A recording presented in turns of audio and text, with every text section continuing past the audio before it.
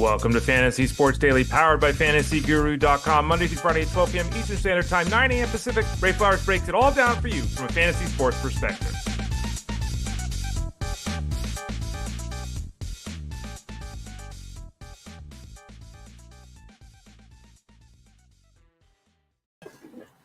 Hey there, everyone. Ray Flowers of FantasyGuru.com. How you doing today? I just realized I had this microphone. The microphone's good. I had this headphone jammed in my ear wrong. Now there we go. Now that's much better. It felt like I had a giant. There are lots of tech issues that normally we overcome here. Occasionally we've had a green screen issue or whatever. Normally we overcome them. I probably should have just played that off, but I guess I'm too honest. The earphone, earplug, whatever you want to call it, headphone, I guess is the right term. A little bit wonky. We're set now, so don't worry. The next hour, we're going to be golden here on Fantasy Sports Daily. You might wonder what the hell you stumbled into if you're new to the show. I am Ray Flowers of FantasyGuru.com, and you've stumbled into hopefully some magic. What do we do here on the show? Well, every day, Monday, Tuesday, Wednesday, Thursday, Friday, 5 days a week, we have Fantasy Sports Daily. It's an hour long-ish. Sometimes it's 55 minutes. Sometimes we go an hour and 10 minutes. Hour-ish. Free show. Sponsored and powered by FantasyGuru.com. And so I really encourage everyone, before we get started here, you'll see it on the screen for those of you watching live or even those of you watching later. We have a special deal going on right now. Everything we do football related. Everything we do football related, except for the Super Bowl betting guide. The Super Bowl betting guide is its own distinct little thing. Everything else we do from now through the playoffs up into that Super Bowl, $99.99. Everything. That means all the seasonal work. That means all the DFS work. That means all the wagering work. All of it for $99.99. Maybe you've watched the show a bunch of times and thought to yourself, I like Ray. I love listening to Tyler and Justin and Armando and Russell and Fantasy Bosco, Rich Miletto. I'd really like to see more of their work. Well, now you can do it. $99.99 the rest of the way. Everything but the Super Bowl betting guide. All the Discord rooms, all the articles, all the live streams, everything, all the rankings, all of it. Seasonal, DFS, wagering. Click the subscribe tab in the top right corner at FantasyGuru.com for that. All right, what are we doing here on the show today? Well, you'll see it on the screen right now. There it is. It's a Thursday, so in about a half hour, we always visit about 12:30 Eastern Standard Time with Tyler Bucher of FantasyGuru.com. We break down the Thursday night football game. Lots of concerns about the weather between the Browns and the Steelers. So we'll talk a little bit about the weather. We'll talk about some of the matches. Before we get to that, we're going to hit on some bye week discussion here, trade topics. Some leagues can still allow trades. People trying to make that final push here as we head into Bye-Mageddon and the playoffs. We'll talk about a bunch of players, as you see there on the screen. Guys mostly dealing with injuries right now. What does that mean for their outlooks and their team's outlook in Week 12 here of the fantasy football season? Remember, you can watch the show live and ask questions and leave comments at Facebook.com/FantasyGuruHQ. On YouTube at youtube.com/@ElitePlusNetwork. Both of those spots, and you see it every day on the show. We talk to you, the listener and follower. That's where we're doing it. The Facebook page and the YouTube page, you can leave comments there, and we will address them throughout the show, but usually at the end of the show. You can also watch us live at Fantasy Guru site on Twitter X, and you can always catch the show in two other places. Always go to FantasyGuru.com, click the Elite Plus tab at the top of the page, which brings up this show and all the other shows we have at the Elite Plus Network. You can also just type in Fantasy Sports Daily to your podcast network. All right, so let's get into it here. And you see the first topic there. Please check bye weeks for trades. And I bring that up because I have seen way too many trade offers the last couple of days. People, again, trying to make that final trade to solidify their lineup. Maybe looking ahead because, they're looking to the playoffs. They've got a good roster. Maybe they don't have a good roster and they got to make a move to win this week kind of thing. I would strongly encourage all of you to do the following. Look at the schedule. And don't just look at the 15, 16, 17 weeks, which you're thinking the fantasy football playoffs. Don't just do that. Doing that's okay, but don't just do that. You have got to look at the bye weeks. You've got to do it. I had someone that sent a trade and it was a 3-for-3 trade that on the surface, the three players they were getting, it's a win, man. Slam, accept. The problem with that is all three players the person was trading away had already had their bye week. And all three players they were receiving hadn't had their bye week. You can't do that. can't, especially if you're fighting for the playoffs, you can't be trading for 3 guys that all have bye. And that's an extreme example. And it's a one-time, that's only happened once, thankfully. But I see this on a daily basis multiple times where people are making trades that look like, hey, this is a good move for my team, but then I got a 0 this week, or I got a 0 in week 14. So you better really be winning the trade, because think about it. We're in week 12, right? So if you go all the way to the finals, and again, only 2 teams make the finals. So I know we all think we're going to get there, but only 2 teams make it. And I would say 95% of leagues, maybe even a higher percentage, play till week 17 and don't play week 18. So that would be week 12, 13, 14, 15, 16, 17. Okay. So we have 6 weeks left if you make the finals. Okay. If we take one of those away, obviously that's 5 of 6. That means you're losing roughly, 18%, whatever the hell it is. Your guy that you're getting in the trade who's not playing that week, you just lost 18% of his production. Not only that, it's not a total point scenario in fantasy football, right? It's a week-to-week thing. So you can't even look at it, well, I can make do without the 15 points this week. Oh, well, maybe you could. But you got to have the 15 points that week. What if you can't? What if you're making a trade and you're getting back Drake London, and in his stead you're playing Jalen McMillan? That doesn't work. So make sure you check you've got to check the bye weeks. It's not just about am I winning the trade because of the players? You can win the trade because of the players, but lose the trade and potentially your season because of the schedule. So I just wanted to point that out, because I probably answered 25 questions the last couple of days where I pointed out to people like, look, we got a bye week here. Make sure you check it. You don't want to end up losing. You can win this week. That's great. But then you lose in week 14. You miss the playoffs because there's 6 more teams on bye in week 12, because the NFL does us no favors. Let's be sure about that. We had week 7 with 2 teams on bye. We had week 9 with 2 teams on bye. We had no bye in week 8. We've got no bye in week 13. And then we've got 6 teams on bye in weeks 12 and 14. There are leagues, many leagues, Scott Fishbowl being one of them, where the playoffs are going on and your guy's on the bye.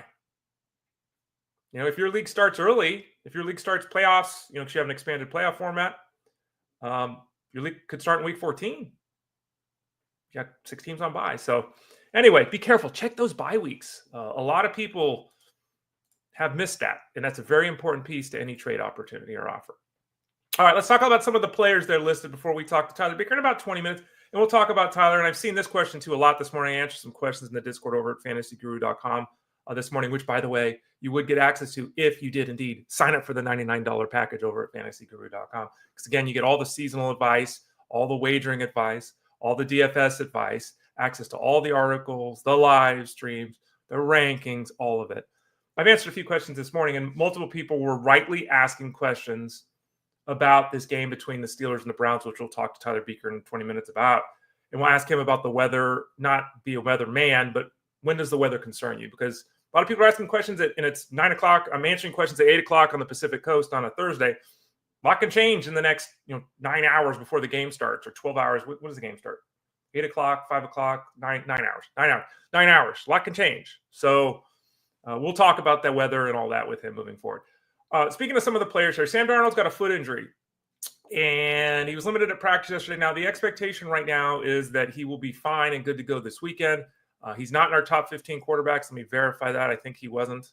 He is not in our top 15 quarterbacks this week. That is correct over at fantasyguru.com. So he's not a strong play anyway.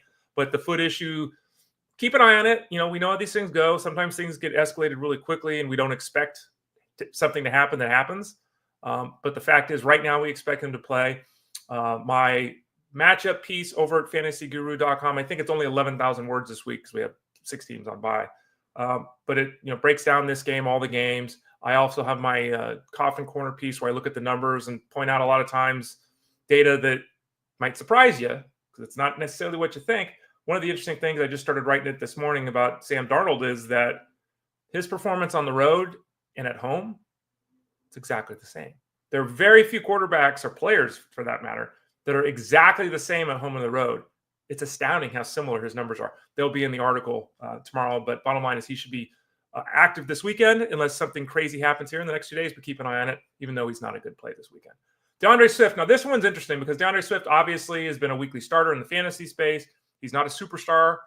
He's not a top-end running back, but he's out there and he's running back, 13 to 19 every week, right? Just gets it done, gives you the 70 yards, scores a touchdown, catches a couple passes. He has a groin issue, and he didn't practice yesterday. Now, this one, I don't really know what to think at this point in time, because there didn't seem to be any real concern after the game that the Bears played where they barely lost to the Packers. There didn't seem to be any concern on Monday or Tuesday. There wasn't much concern with DeAndre Swift, and then he misses practice yesterday. It's still Thursday, so we have a long ways to go. I've said this, I'll restate it. You shouldn't be setting a fantasy lineup right now unless you're talking about, do I play these guys tonight? So if your question is, do I play Najee Harris or DeAndre Swift? You play Najee Harris, right?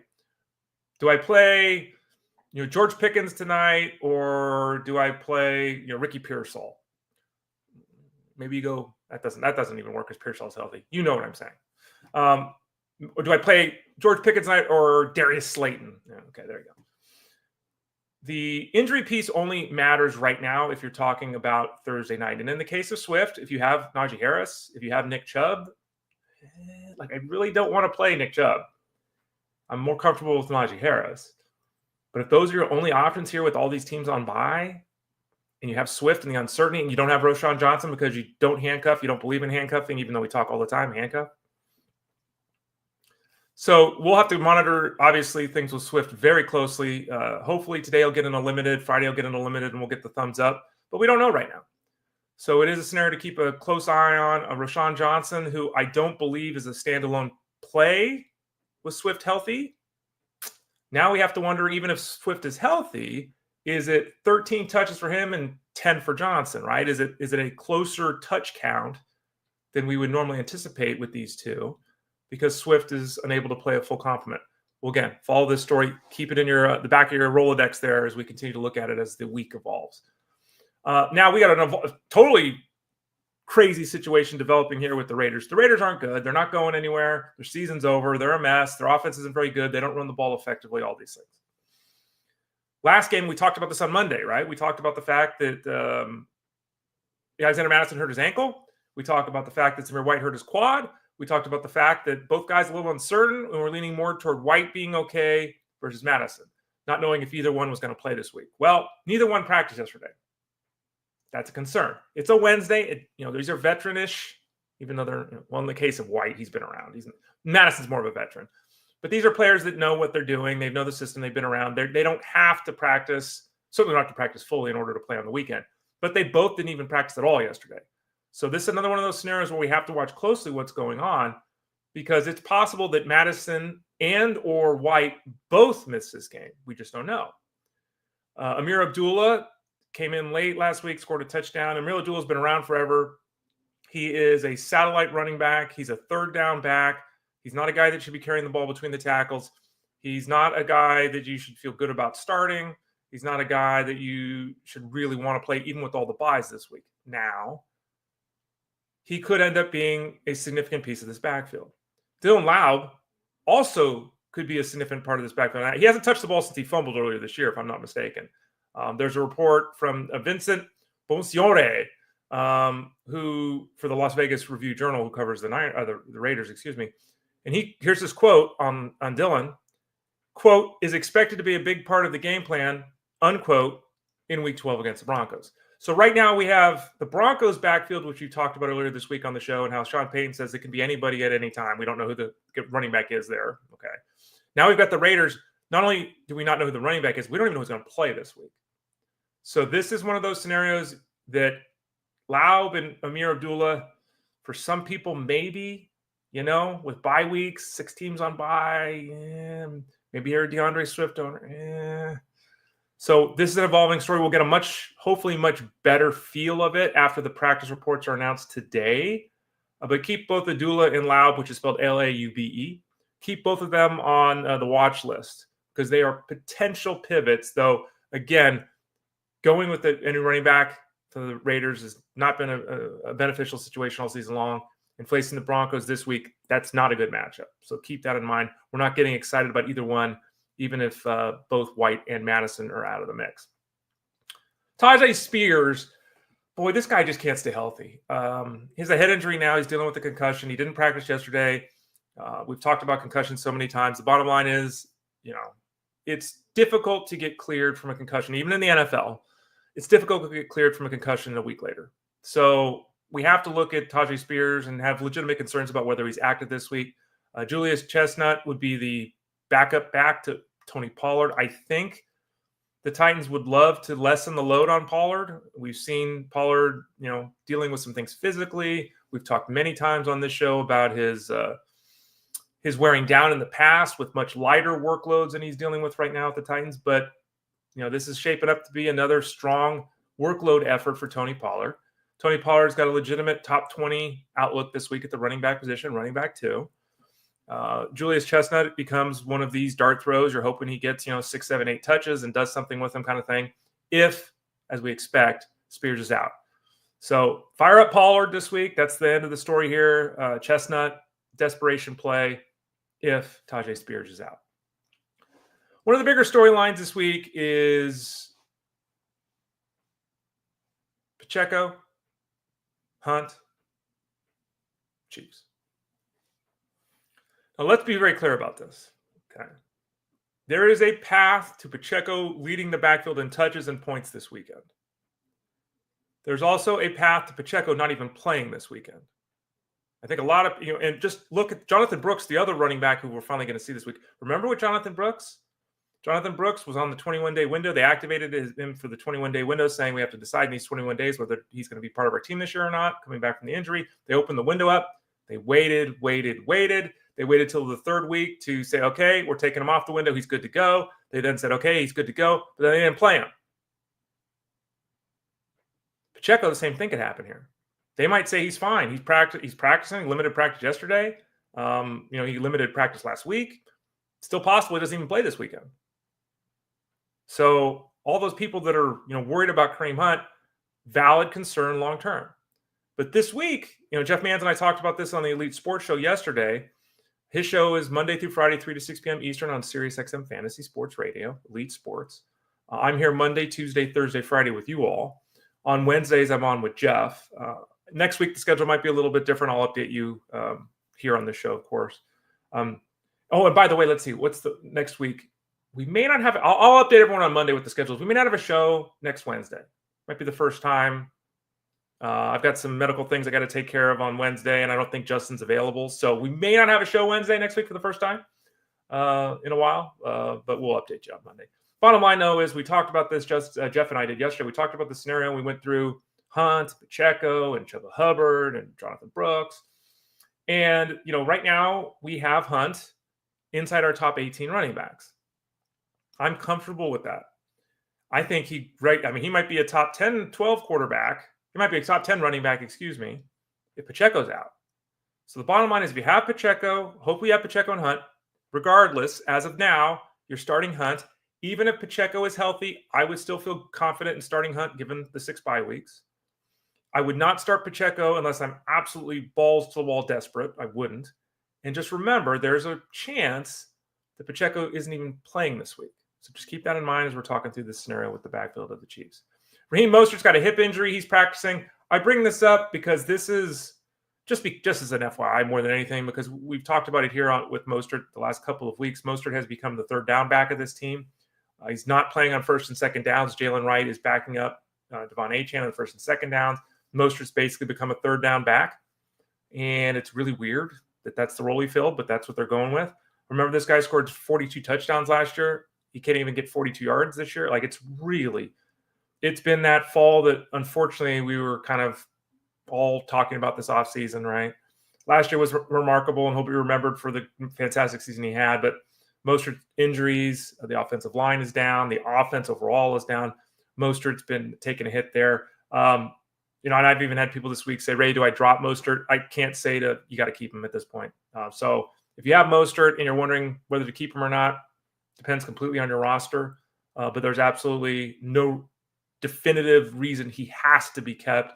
He's not even utilized. I think he has 2 touches the last 2 weeks, right? So there's that. Now, if Achane gets hurt, and Achane has had a hard time staying in the lineup, if we saw, Wright 1st and 2nd down, Raheem Mostert every 3rd down, Mostert could still get 10, 12 touches in that role, catching 5 passes. So that could change quickly.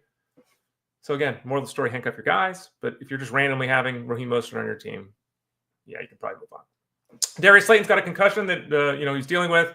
Looks like he's going to be good to go. He practiced in full yesterday, so he'll likely play this week for the Giants. Obviously, the concern with the Giants is Tommy DeVito taking over the quarterback position. As bad as Daniel Jones was, is Tommy DeVito any better? I'm going to say no.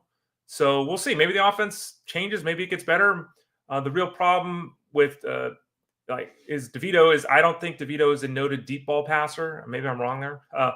But that is kind of the game of Slayton, right? So not a good fit on paper. I don't know how you would have any level of confidence in starting Slayton this week, even with all the buys and all the things you're dealing with. So be very cautious if you, as an example, I added Slayton in the league. I have him in my dynasty league, but I added him in another league, a 14-team league. I added him, and I ended up, moving away from him. I just went and grabbed Raymond McLeod, even though Raymond McLeod's on a bye this week, because Slayton and DeVito just does not look like a match made in heaven there. So hopefully DeVito can do enough to keep Neighbors getting those 10 targets a week and keep him productive. Mike Evans, another wide receiver to talk about here. Mike Evans has got a hamstring injury. He's missed the time. All the reports were strongly suggestive that Week 12 was a real legitimate possibility for Evans to return from his hamstring injury. All the reports coming out of the Bucs camp are all suggestive strongly that that's going to happen. Then Mike Evans will return to this offense. Now, the offense obviously doesn't have Chris Godwin. So, you have to factor in what is this offense going to look like. But the addition of Evans is huge. Remember, Baker Mayfield's been great this year. He's exceeded all expectations, been one of the best quarterbacks in fantasy football. Slowed the last couple of weeks. And, when you're without your 1 and 2 wide receivers, that happens. If Evans is able to play a full complement of snaps, that drops everyone else down to where they should be. Now, what does that mean? Cade Otton should still be looked at as a top 10 tight end. In fact, you can make an argument top 5, right? He's still going to get a lot of volume there because Godwin, who in essence was the guy underneath, right? He's gone. So they're using Otton in essence, not, but in essence in that role. So Otton's got 8 targets coming his way kind of thing. So he's a definite start. Evans is a definite start as well. Now, the problem that I always run into is hamstrings, and we all know this. Hamstring setbacks happen all the time. And I've seen multiple people say this week, Ray, I'm making a trade. I'm looking for that final piece. I'm going to get Mike Evans. And it's like, well, I get it. Mike Evans, despite not having huge numbers this season, it was producing touchdowns, as he pretty much always does. 6 touchdowns in 7 games. Now, 4 catches for 48 yards, way off his norm. Way off his norm. But 6 touchdowns in 7 games, right? He's always going to be a big play guy. With the receiving core, Ryan Miller, Jalen McMillan, Jarrett, Raheem Jarrett, Sterling Shepard, like all these are smaller guys. Mike Evans is the red zone guy. He's going to be the red zone guy. He's going to get his heavy target share overall and certainly down near the goal line. So he's an automatic start this week as a wide receiver too, if he's active, and it looks like he will be. But there's that level of, if you're making a move to add Evans, I have Evans in multiple leagues and I'm starting him if he's active. Like, it's not a question. Would I be making a trade to add Evans? Depends what it is, right? But be cautious. An aging player with some hamstring injuries, So anyway, his return should help stabilize things for the offense of the Bucs, at least the passing attack. Jeff Mance has been very vocal. For those of you that don't listen to the Elite Sports Show or aren't members at fantasyguru.com, Jeff has been very vocal about, and he said this for the last 4 weeks, I like Sterling Shepard when Mike Evans comes back. So get Shepard now, and when Evans is back, okay. And that's the scenario we find ourselves likely in here in Week 12. So Sterling Shepard is on the waiver wire in your league, and he probably is. He is a very solid pivot 2 if you need help this week because of all the buys. We don't have him ranked in the top 40 or anything like that, so he's not a must start, but he's a good addition, and there's a very understandable and clear path to Shepard getting 6-7 targets a week, catching 5 balls for 50 yards, being that kind of guy in the offense with Evans back. And before you say that doesn't, that's Demario Douglas, and people start Demario Douglas, right? There's a lot of guy that's hopefully what Adam Thielen will be. We'll talk about him in a second.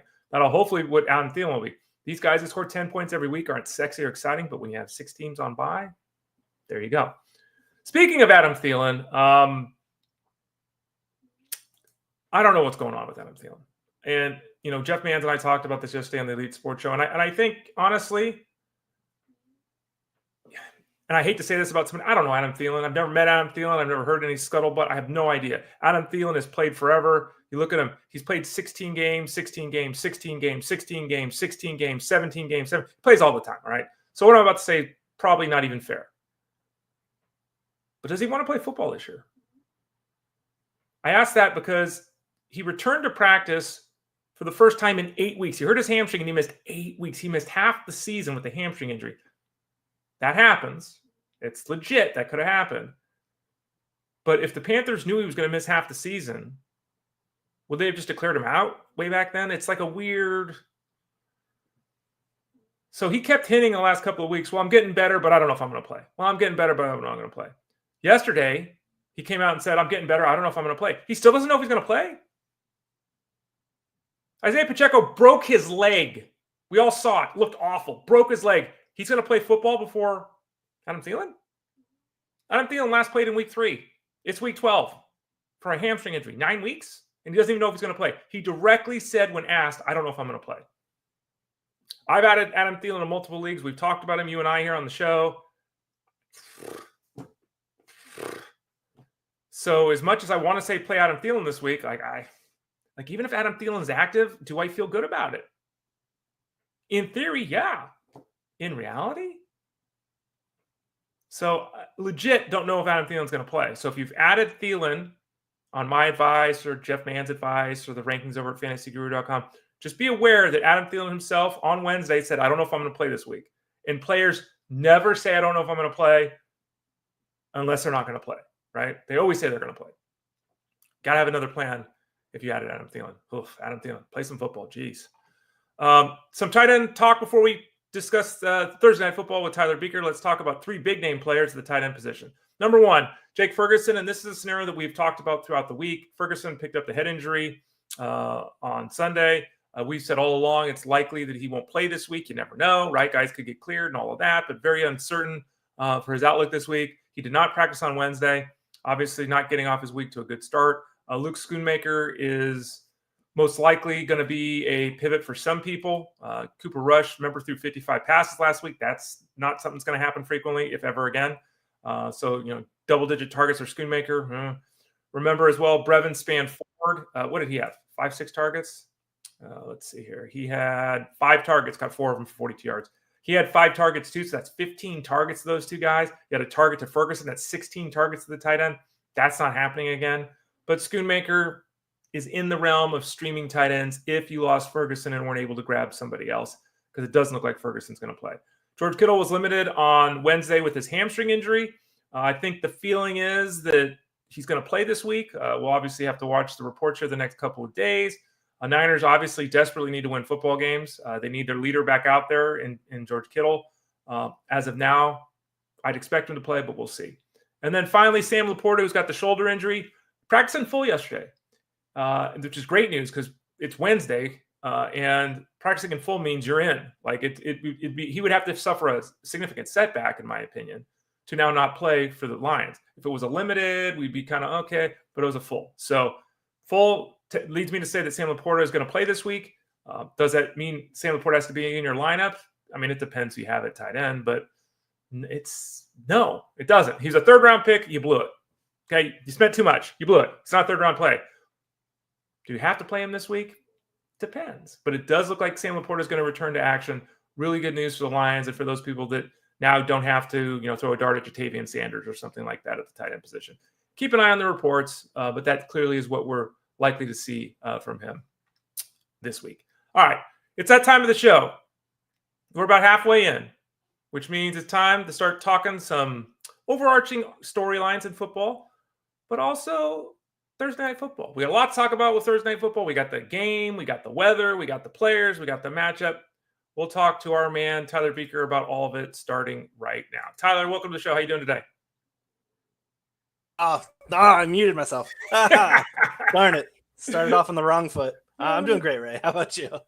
Doing all right. It's always something. I've on occasion knocked myself out. Like if I click the wrong button, I disappear for a second. It happens. Don't worry about it.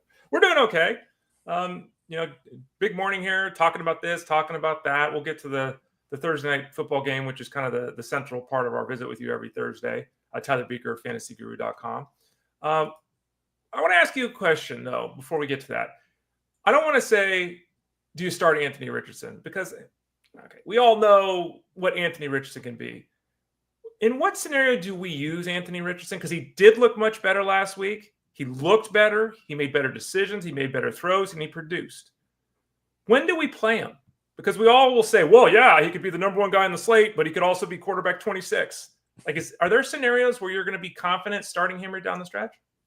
It's a fair question. I will say that I think split-wise, when we look at him playing more man coverage versus zone coverage, he has some pretty horrendous splits against man coverage. Last week, the Detroit Lions, 65% man coverage rate, highest in the league, doubled what the Jets played against him last week. So I think we'll see a lot of man coverage, very notable because Richardson's accuracy, I use the stat completion percentage over expectation, which measures a league average quarterback in a league average situation. He is minus 10 percentage points below expectation against man coverage. Not very good. He has his struggles there. The wide receivers that he plays with are also running very high vertical routes in terms of average depth of target, low percentage throws. I think we're going to see one of those sub 12-point outings from him this week, where you're right. There is the oscillation between 25-plus slate breaker and 10-point outing where you are no longer putting yourself in position to advance to the fantasy playoffs. I'm not playing him this week in a league where I have him. I know it's kind of tough for some people. There are a lot of teams on bye. I don't think he's the solution. I don't blame you if you're forced to go that way in a 2-quarterback superflex format. That's fine. In a single QB format, though, I think there's plenty of other options to go.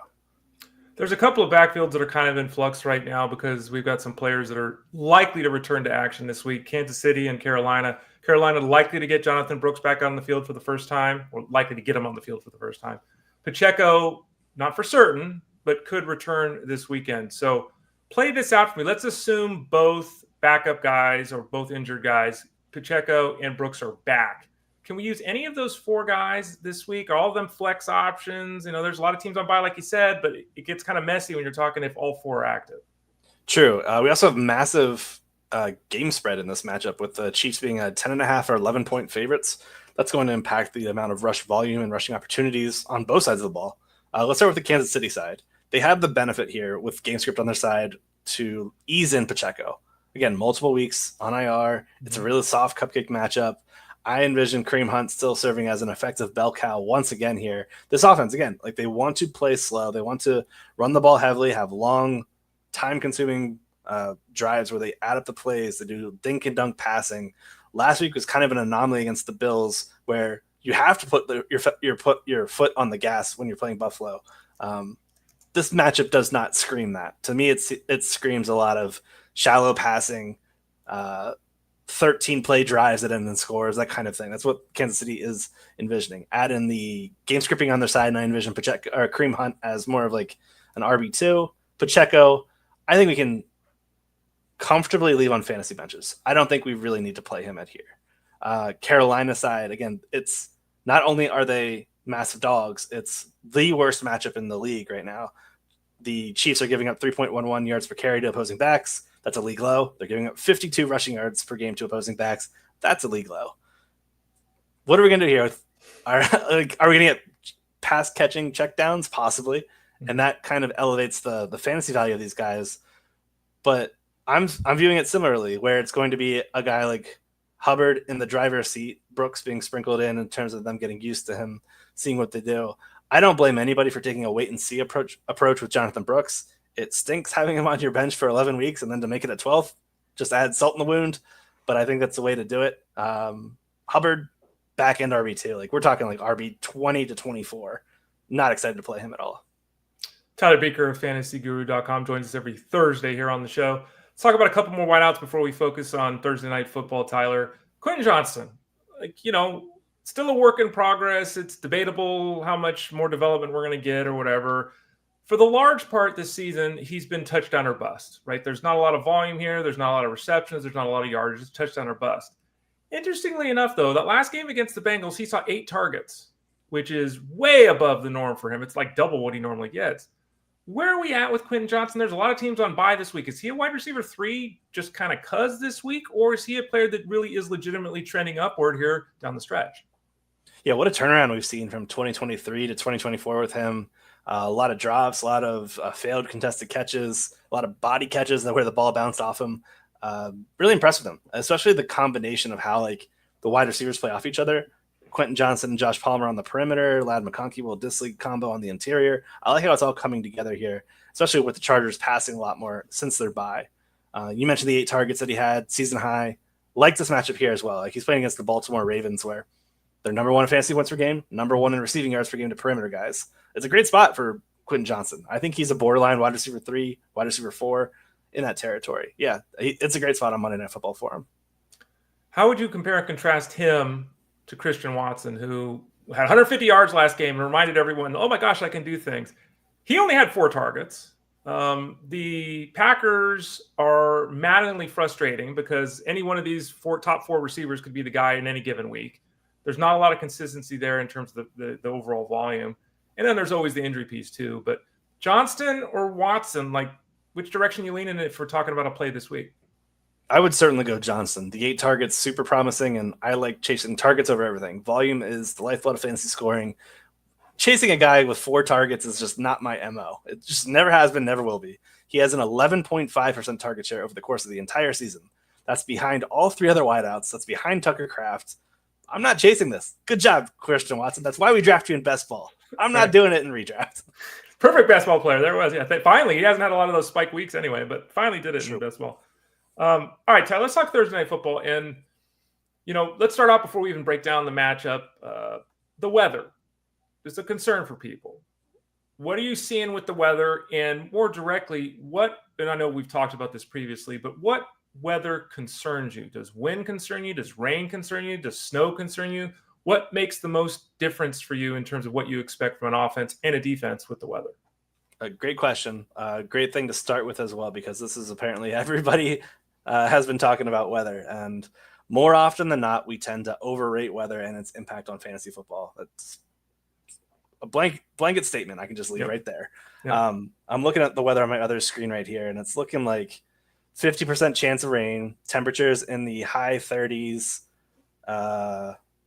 Yeah, that's really what we're looking at. Normal game in the Midwest in November. Right off the lake. Winds of 10 to 15 with gusts of 20 plus. So let's just lay that as the foundation. When we look at like what things impact fantasy football, let's start with temperature. We want games that are not obviously in freezing temperatures. That's going to impact a lot of passing and inflate the rushing. Look back to the Chiefs Dolphins postseason game where it was like 10 degrees and you add in the wind temperature, it was sub 10, sub 20. Mm-hmm. It was not a good passing game for anybody there for Kansas City or Miami. Add in the precipitation, snow / rain kind of wintry mix is expected here. I can't get a good read on this. I'll be honest. I've seen so many conflicting reports saying it should stop between like late afternoon and then pick up again very late in the evening. Others are saying where there's like a 50-50 shot throughout the game. So I will be monitoring this all the way up until kickoff in terms of trying to add any more props or plays. But as of now, I'm really playing a light card because of it. Because there's kind of some unknown with that. When it comes to precipitation and how we want to impact it with our fantasy decisions, we were looking for consistent heavy rains. These guys have been playing in the rain since they've been 5-6 years old. That doesn't really impact them greatly, but consistent rain will certainly impact how much teams tend to run the ball. They will definitely increase their rush attempts. Same with heavy winds. Anything above 15 plus mile per hour is when we really want to pay attention towards the deep passing and the field goal kicking. I'm reading 10 to 15 miles per hour, so that's right at that cusp. What it's really telling me, though, is there's also gusts of 20 to 30 miles per hour. That's the challenging part in terms of like taking a Boswell field goal attempt prop or something like that and hoping that it's just a typical AFC North field goal extravaganza. So I'm hesitant on taking any kicking props as well. I'm I would not blame anybody that wanted to shift in terms of seasonal start sits, getting a different kicker from not this game because of that same exact situation. Gus of 20 to 25, that's the red flag. That's where we want to start paying attention to it in terms of fantasy with kickers and with deep passing, which both these teams love to do. So we may see a few deep errant throws that may end up getting intercepted. Tyler Beaker, fantasyguru.com. Yeah, let's talk about the Steelers side of things first and talk more directly about their passing attack. Like you said, both Winston's always chucking it downfield and everything like that. Everyone's raving about Russell Wilson throwing the ball downfield. Russell Wilson does the which seems a horrible combination for wind. At least let's drive the ball deep if we're trying to throw it deep. So talk to us about your expectations for Wilson and then the passing attack, because it's kind of George Pickens or bust. There's not a real secondary option here that we can consistently turn to with the Steelers. Yeah, the Steelers, they are bottom 5 in pass rate over expectation. They want to run the ball. So we're already looking at minimal pass volume. Add in all the weather elements, we could see very limited pass attempts from Russ. And this Browns defense, they play a lot of man coverage, a lot of single high. That sets up Russ on paper really well. If we were in a dome, it'd be a great spot. Russ top 10 in fantasy points per dropback, completion percentage over expectation, and yards per attempt against single high. Sacks are his primary issue, where he takes some time behind the line. He has a pretty decently high sack rate total as well. Myles Garrett and company, they're 4th in pass rush win rate. So it's not really a great spot for Russ. And then we talk about the deep ball. Like, Cleveland is susceptible to the deep ball. They play a lot of the man single high. They're top 5 in yardage on deep passes allowed. A lot of that production going to George Pickens. Against single high, 33% target per route run, 3.25 yards per route run, 41% first read rate. So almost every other drop back, he's looking Pickens' way. Good. He should. He's their top wideout. Right. I do think there's a lot more volatility to this matchup than what we would like ideally. I kind of liken it to how they played the Ravens last week, where we'll see some mixture in terms of not just pure 15, 20 yards down the field deep shots, where the moon ball is maybe sparingly used. More manufactured touches for Pickens. And you mentioned the lack of ancillary weapons. You can't go to anybody else here. Even Freiermuth, I feel, is like a deep DFS showdown dart throw where you're really just hoping he reaches the end zone. Like, we always want to start Freiermuth, even when the matchup's good, and at the end it's 3 catches for 26 yards. Like, it's just, yeah, he's completely touchdown dependent. I agree with you there. A little on Pickens, just follow up. Top 25 wide receiver, top 30 receiver, top 30. Like, you're still playing him regardless, right? Right, and you're hoping that his incredible athleticism shines. And again, like, maybe these are true 50-50 balls. I can't think of many other wideouts than Pickens that are phenomenal at those types of contested catches. Maybe we'll get one of those Garrett Wilson type highlight catches, or another George Pickens one. He had a phenomenal one, was it 2 years ago, where he had a back bending kind of catch. Yep. Super athletic guy. I would still play him as a top 25 wideout for sure. Yes. Tyler Beaker, fantasyguru.com. Tyler, what about the running attack of the Steelers? Everyone always says, oh, Najee Harris. And at the end of the season, Najee Harris is running back 18. And every week he gives you 90 yards from scrimmage. You know, he is what he is. But it sounds like they're going to need to lean on him, if I'm reading what you kind of expect for the game tonight. That's not always great for Harris because, you know, Harris is 3 or 4 yards and 3 or 4 yards. Is it a Najee Harris night because they have no choice? And is it a night that we're going to be excited about in the fantasy space? Excited about it in the fantasy space is a reach there, right? I was trying to build the drama. That's fair. Maybe you can build the drama with the rush attempt prop, where we're not looking for big explosive plays. That's not Najee's bag. Right. But the Browns are top 5 in explosive run rate allowed. So maybe Jaylen Warren breaks one for a big gain. Harris, though, he's 0.01 rush yards over expectation per attempt. He is perfectly league average, and that's okay. We know what we're getting in Najee. Yep. Warren is 8th worst, so he's not consistently hitting those big bangers, but he has that big banger ability. For that reason, I think Harris is a very comfortable, like, warm blanket you throw on, RB2. You know what you're getting. You're getting your double-digit fantasy points. If he reaches the end zone, you're happy. Right. Pass catching wise, Browns are giving up the 2nd fewest receptions to the RB position. They're giving up the 3rd fewest receiving fantasy points to the position. So it's not a great spot for them because they play a lot of man coverage. Usually we want to attack running backs in the passing department via zones because linebackers kind of gravitate backwards away from the line of scrimmage. Man, there's going to be a linebacker trailing the RB left, right, wherever they're lining up. So I'm kind of hesitant to take any receiving yardage props on these guys. That said, Russell Wilson loves to check the ball down. There's wind and weather. That's kind of like two conflicting things, pulling and pushing at the same time. For that reason, I kind of think Jaylen Warren's exciting from a DFS showdown perspective because there's a wide range of outcomes. I know people love and hate to hear that word, but that's what it is. He has a very wide range of outcomes. I think he's best utilized in DFS showdown. I'm not trying to play him as a flex. I'd rather just do it in DFS. Again, Najee RB2, Warren ideally in DFS. Tyler Beaker, fantasyguru.com. Tyler, let's talk about the other side of the thing and talk about the Browns. Their passing attack. Obviously, Jameis Winston, for some people, he's the guy that they were expecting to play this week because their other quarterback's on bye. Everyone's kind of in the Tillman zone. Maybe some people are getting in the Jeudy zone, maybe even the Elijah Moore zone. So let's talk about the passing attack with the weather and the opponent and the propensity for their quarterback to turn the ball over in the best of scenarios. Very true. Very true. Browns are 2-8. They're in the middle of a 2-game losing streak. But the fun thing is they are throwing the ball. We love that. We love that for fantasy. 40 plus attempts in all 3 games that Jameis Winston has started since taking over. The Browns are number 3 in highest pass rate over expectation. So even with this weather, I'm not expecting Nick Chubb to come out and run the ball 20 times. We're not going to get 20 carries for 2.2 yards per carry. We're not going to get that. I envision that, again, the Browns are expected to be trailing. The Steelers are 3.5 point favorites in this one. So there's going to be some trailing game script. We already know this Browns team wants to throw the ball. The Pittsburgh pass rush will present some problems. There's going to be some issues there, especially with, Jedrick Wills ruled out. He is ruled out ahead of game. Yep. It's a really light injury report for both teams, though, by the way. But yeah, the Browns, they're just what's great about Winston is he will throw the ball a ton. 395 passing yards last week. What we've seen so far with the 3 starts of him, he's been very even distributing the ball in terms of target share. All 3 of the wideouts and even David Njoku, they're all plus or minus 5 percentage points of one another, all like in the 20 to 18% range, which is frustrating for fantasy. There's not one singular guy that Winston's leaning on. But if we look into the splits, again, it's a small 3-game sample. I don't want to run away with small samples because that's where we get into trouble.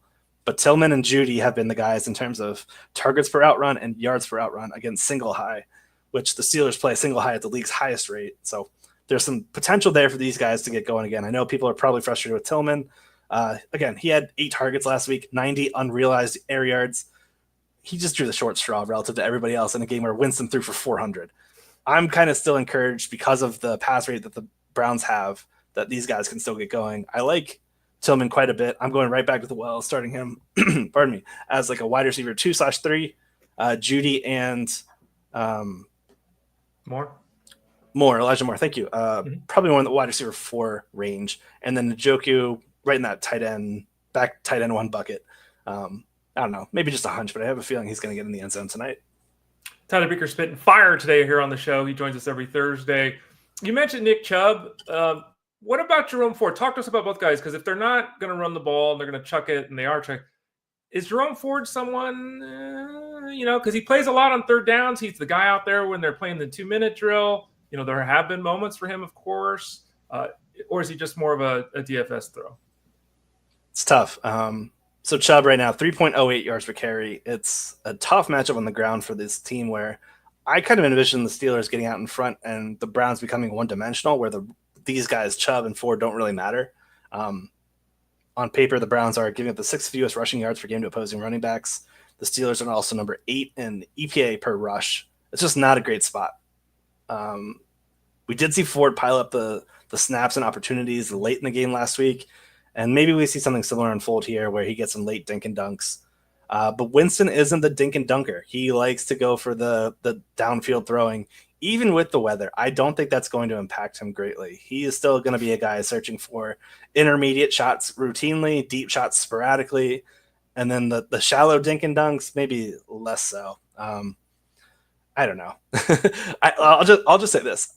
Do not start Nick Chubb. Like, he has yet to clear 6 PPR points in a game outside of the one game where he scored a touchdown where that was the 6 points. No, just don't do it, guys.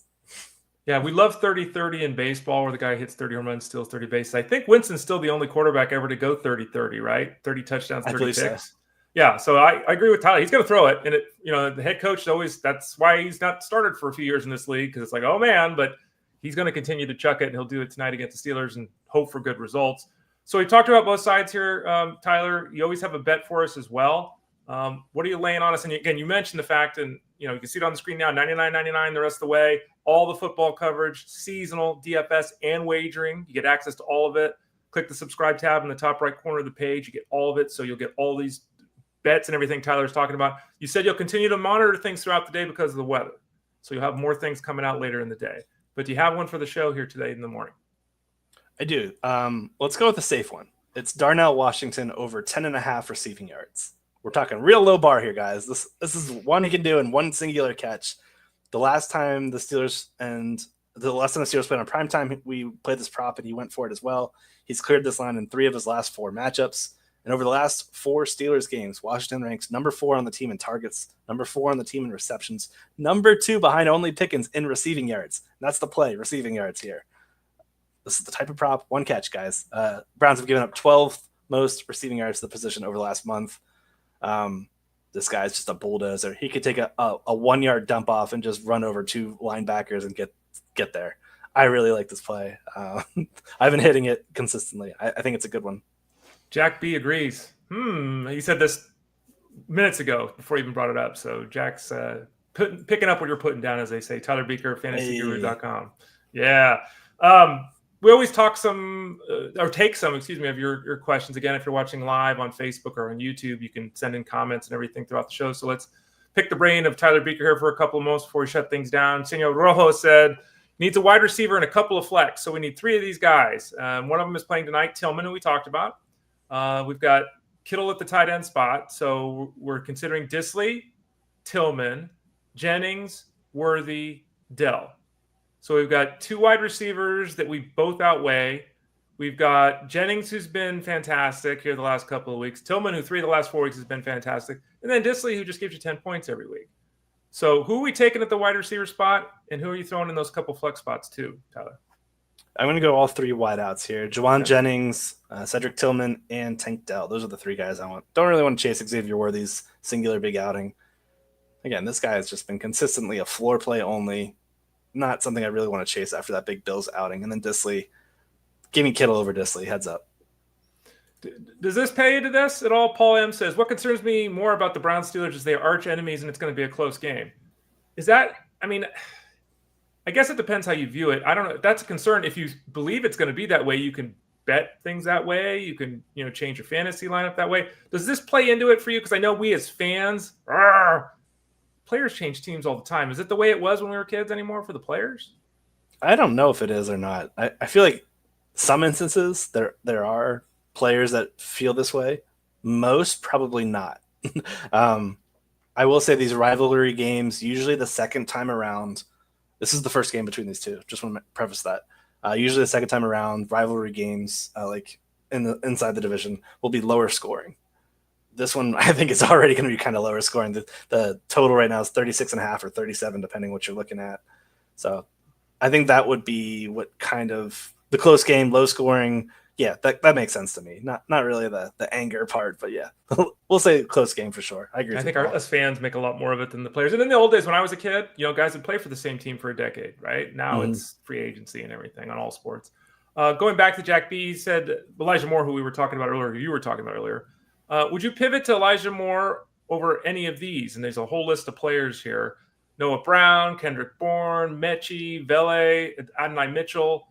Looking at that group, to me, I think Moore's got to be the direction we go, or is there enough of a concern here with the weather that you would say otherwise? I agree with you. I like it in terms of just pure targets. Moore has been racking up quite a bit of opportunity, and he's been producing. He's no longer just the short yardage, dink and dunk kind of slot option. We're getting some more verticality there with Winston under center. So I'm going with Elijah Moore here. I like verticality. That's a good word. Angelo Tillman, we talked about. Jacoby Myers. Totally different type of players, but both guys, get significant workloads in their offense. Myers is the number 1 for a team this week that we don't even know what they're doing in the backfield. Everyone's kind of up in flux there. The quarterback's kind of in flux. They're going Gardner Minshew, but who knows? They could change in game. Enough concern with Tillman that you're going Jacoby Myers, or is Tillman still the play for you, Tyler? think I would still go Tillman. So Jacoby draws the Broncos. Probably going to get a lot of PS2 on the outside, where I think he really only trails against legitimate wide receiver ones. And when you look at the rest of the Raiders wide receiver depth chart, Jacoby checks that box. Yeah, I'm going to go Tillman here. Okay. Sean asked a question. He's 2 out of 3. All 3 of these guys have been mentioned in the show already, so it's a good question for Sean. Chuba Hubbard in the backfield, or Tank Dell or Tillman at the wide receiver spot. So we need 2 of 3: Hubbard, Dell, and Tillman. What do you think, Tyler? I'm more apt to go with the wide receivers here. I like the spot for Dell against the Titans. They have so many injuries in that secondary right now. They've got Chidobe Awuzie on IR. They've got Quandre Diggs on IR. And they have L'Jarius Sneed, who's been out, I think, since week 7 or week 8 with some kind of injury that's been really bothering him.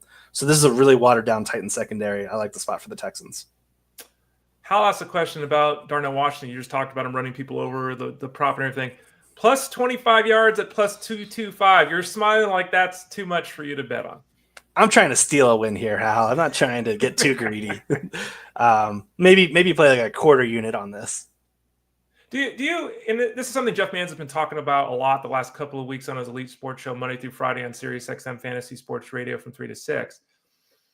And he's trying to hit home with people: win, make money, go to bed and be happy. Like, don't try to win a Ferrari. Don't try to pay your mortgage. Don't try to buy a house. Just win. Do you find yourself battling that? Because, taking the more obvious play with the minus 110 or pushing it out, is it a struggle for you, or do you always try to stay pretty tight there, Tyler? I'm pretty straight. I don't do parlays. I usually do everything straight bets. I did have a fun parlay going, and I think Jeff referenced it on SXM. Yep.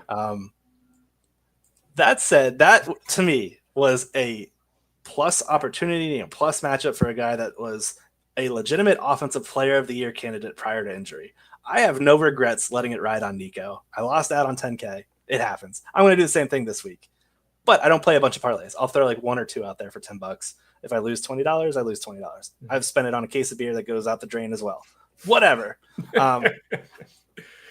So hopefully it goes through you before it goes out the drain. It doesn't just go in the drain, right? Yeah, okay. Yeah, there's a process involved. Okay. Yeah. But yeah, I'm pretty disciplined with my betting in terms of not going all crazy with parlays and trying to add a bunch of things. And again, like even this play, I don't think it's ridiculous. I think if you want to play it, you just take it with a measured approach. Like a quarter unit makes sense to me on a guy that has that explosive ability. He's cleared 25, I think, in maybe 2 of the last 4. I'd have to double check the stats. I don't have it in front of me. But yeah, there's that ability. Steelers, like we said, there's just not a lot of weapons. And I envision they're going to do a lot of 12 personnel where there's 2 tight ends. He's actually cleared at 3 of the last 4. 36, 29, and 42 yards. The other one was 6. But there you go. All right. Cap for life. We were talking about I talked about one guy. You talked about one guy. Richardson or Darnold this week? I mean, Darnold's got a foot issue. It seems like he's going to be okay. We talked earlier in the show about Richardson. They're close in the rankings over at fantasyguru.com. 2 totally different players, 2 totally different games. Is the answer obvious between Richardson and Darnold? Or does the answer need to be, what does the rest of your team look like and what does your matchup look like this week? I just want to double check who they're playing. They're playing the Bears this week, and it's in Chicago. I'll be honest, after seeing how Jordan Love performed, I think there's a spot for Darnold, to have a pretty decent outing. I would go that route. Especially with Aaron Jones banged up, Cam Akers being kind of inconsistent. I think the way to the Vikings winning is going to be through the arm of Darnold. I will go that route. And then Kenny versus Dell. I'm not going to chase the 2 target guys that have maybe he goes for a 95-yard touchdown again, but give me Dell every single time. Just more consistent target volume. He's the number 2 now with Diggs on IR. And I think with Nico in the fold, it really just is going to open up opportunities for Dell. We saw it kind of on, Sunday Night Football against the Cowboys? Mm-hmm. Looked pretty good. Or Monday Night Football, pardon me. Looked really good for Dell. I think Dell is kind of like a set and forget wide receiver 2, wide receiver 3. Dilla asked, Hubbard, Tillman, or Josh Palmer? Jeff Mans talked about Palmer yesterday on the show. And just so everyone's clear about this, Jeff and I talked about it off the show too. Make sure you check the rankings, because Jeff saying he likes a guy as a dart throw does not mean that we're going to push him up 30 spots in the rankings that Jeff did. So, he's got him right at the bottom of the receiving group this week. Maybe he moves him up, 5-6 spots, something like that. But he's not moving up to wide receiver 30. So let's, not get ahead of ourselves here. But he is in the mix here for Dilla. Palmer, Tillman, or Hubbard. We talked about them all. We never directly asked Tillman or Hubbard. Which way are you going? Still going with Tillman. I just think there's far more upside there, and he's just seeing consistent target volume. I'm not going to let last week's downer sway me away from this guy that has like legitimate week winning ability. Kyler Murray, Justin Herbert. Tough question. And this comes from Bill. I would say one guy runs and the other guy doesn't, but Herbert's running about as much as Kyler Murray when you look at the numbers. And Herbert's been so impressive this year. He just looks. I watch Kyler Murray and it's like, I watch Herbert and I'm like, I want that guy. But they're close. Which guy are you going with this week, Kyler or Herbert? I think the 6-point passing kind of really swings it in Herbert's direction. A guy that has a matchup against the Baltimore Ravens, who are giving up just the most passing production to opposing quarterbacks. Herbert's been on absolute fire ever since that week 5 bye. They have just they got him healthy. The ankle injury has been. You were begging for them to do that. Put to the side. Yes, yeah. we are so excited for Herbert, and these last 2 weeks he's gotten some designed runs. He's taken them for explosive gains when the opportunity presents itself. I like Herbert a lot. I do like Kyler as well in this matchup. It's not a bad one against the Seahawks. Seahawks, though, are a little bit more of a challenge in terms of schematic-wise. It doesn't set up cleanly for Kyler. Baltimore, everyone just does well against. Give me Herbert in this one. Hal's got a question going back to the wagering part of things. And again, if you want to sign up at fantasyguru.com, click the subscribe tab, top right corner. You get wagering, seasonal, and DFS, all three, the rest of the season for $99. That all the way through the playoffs except the Super Bowl. There's a Super Bowl betting guide that's separate, but all the way through the playoffs too, up to the Super Bowl. $99. He asked a question about betting. How often, because you mentioned bet a quarter or whatever on the Darnold Washington, how often do you do multiple unit bets, Tyler? Is there a scenario where you're more inclined to do it? Is there scenarios where you just don't do it? Do you favor it generally? Talk us through it. No, I was trying to look it up. I mentioned it recently in our Discord. I don't do multiple unit bets often. Generally, I'll probably do about 5 to 8 a year, and it's really only whenever there's a broken line. They're not common for me. Usually it's whenever like there's an injury that I'm able to race to the books before they fix it, or there's something that we know about before the books do. Like there's very rare instances where I'll put out a multiple unit bet. But when I do, I've had a lot of success with them. I don't want to brag, but it's like an 18-5 record or something like that, where I'm really only doing it when I have a huge advantage. Other than that, it's almost all just straight 1 unit bets or less. I'll do half unit on some things that I think have a bit more variance, like longest catch or longest rush, or touchdowns, those kinds of things. So there's a lot more leeway with those kinds of props. So I will go lighter on those, but generally almost all my props are 1 unit plays. Jim's got a question, which I guess is directly for me. Ray, pick one. Rich, Tyler, Russ, Armando. Full point PPR, which does change the equation. If it was a half point or even a non-PPR, I see Armando in the chat room too, by the way. Hello, Armando. I'll answer it this way. If I had to choose between Rich, Tyler, Russ, and Armando, I'd probably choose Ted Schuster. So, I can't choose between my boys. Come on, these are all the guys. Rich is on Wednesdays. Tyler's on Thursdays. Russell's on Fridays. Armando's on Tuesdays. All of them show up at about 12:30 Eastern Standard Time, about halfway through the show. So they're on with us Tuesday through Friday. Thanks for the question, Jim. I know that was a good one. Hopefully my answer is a good one too. But Tyler, great fun today. Like I said earlier, you're on fire. Talk us through the next couple of days. I always let you run through everything because there's so many things you're doing here, getting ready for lineups, both in seasonal DFS and in the wagering. Yes, we have plenty of wagering still to go. I mentioned the one play Darnold Washington. There's another play that I've got circled that I'm waiting to release. We'll see how the weather looks as we get closer to kickoff. But as far as content going, I've got a Thursday article coming out in terms of DFS wide receivers to select from. That was a good article last week. Really proud of the plays in that one. The only thing that really missed was the Zay Flowers call where this dude got doinked in the head. I'm not that upset about it. He forgot he had hands. He did. Put your hands up, dude. What are you doing? It was right. Jeez. Yeah. Wild. Listen, he's getting the opportunity. That's all we can ask for. What else we got? We got Friday. We got the DFS live stream that'll be on at 7:00 with our dude Armando, who he would be my answer for PPR. Nice. I think he's in far more shape than any of the three rest of us. Probably true. The rucksack walks are helping out. Good job, brother. Saturday, I got my game script article coming out, and then Sunday I'll be doing start sits in the Discord over at Fantasy Guru. Final question for me, having nothing to do with football. At the holiday season, I often grow the beard because my lady likes me to look like Santa Claus or something. I don't know. She always likes me to grow it. She likes to dye it or something for the holidays. You're obviously, your beard is, you're full on. I started week 1, yeah. Yeah, right. Do you use any kind of lotions or creams or anything for the health of your, because they have all kinds of stuff you can rub in there and all that. Do you do any of that, or you just go all natural? I do beard shampoo and beard conditioner.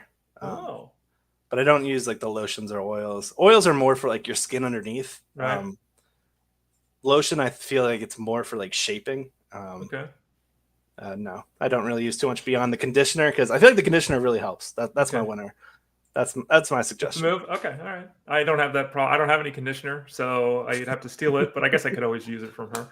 I believe it's a different product too. Hair conditioner versus beard conditioner. True. Yes. Different follicles, different. Yes. I don't know. Too much science in there. I don't know either, right? Yeah. She's a scientist. We'll just ask her. She's one. So there you go. Tyler Beaker of fantasyguru.com. Tyler, thanks so much for joining us today. I love the visit. I know the listeners did too. Appreciate how you come on every Thursday, and we'll do it again in a week. Can't wait. Thanks for having me on, Ray. You got it. He's Tyler Beaker. I'm Ray Flowers. Again, head to the site. Subscribe tab, top right corner, $99. All the football stuff, the rest of the way through the playoffs up into the Super Bowl, where we have the Super Bowl betting guide, which is something separate. But $99, DFS, seasonal, wagering football, the rest of the way. Head over to fantasyguru.com to get it. Tyler Beaker, I'm Ray Flowers. This has been Fantasy Sports Daily, powered by fantasyguru.com. We'll see you tomorrow.